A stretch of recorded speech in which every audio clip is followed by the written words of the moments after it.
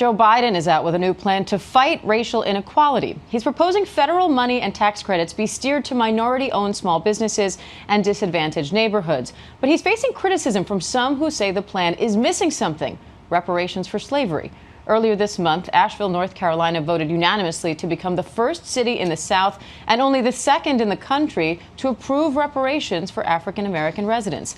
ABC's Devin Dwyer is just back from Asheville. And Devin, this has been talked about for decades, but until recently, advocating for reparations was considered pretty extreme. So how did this come together, and what's the city actually doing?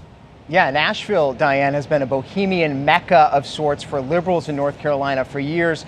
But supporters of reparations there told me this week, as woke as they thought they were, it was seeing the death of George Floyd on TV that led to a unanimous city council vote. I feel hopeful. I feel that it has the potential to do amazing things, but at the end of the day, it's going to boil down to, how much support and accountability comes from the community. As woke as I thought I was, I also realized that I have a lot of work to do myself. The attorney heard red tape, bureaucracy. And when we are looking at the history of reparations, it tends to be riddled with a lot of problems. The murder of George Floyd, I think, seemed to open a window in a lot of people's minds and hearts. It was just such a bold and unmistakable example of the kind of brutality that has been happening for centuries. And I think people didn't want to be bystanders. Now, Asheville's reparations plan does not make any direct payments to local black residents. They also don't raise taxes to pay for this. What it does is it's planning to make investments in black home ownership and business opportunities. Those details still have to be worked out, Diane.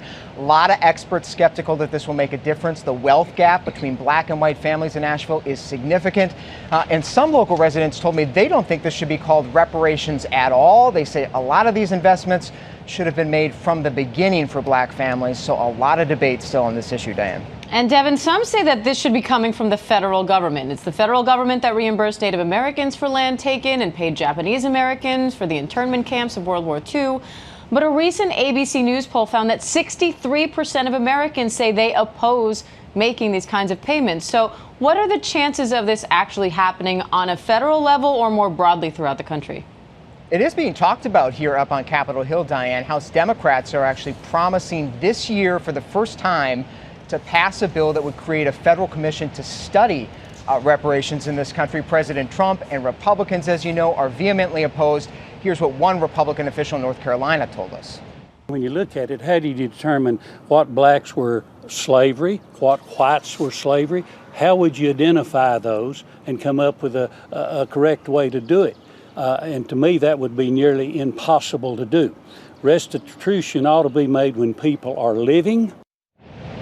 So some tough questions there, Diane, that even supporters of reparations are still debating amongst themselves. It does seem that the November election and whether Democrats take the White House, take control of the Senate, could determine whether a federal commission on reparations moves forward next year. In the meantime, though, supporters of this issue say they're just happy it's being talked about right now, a sign of progress, perhaps, Diane.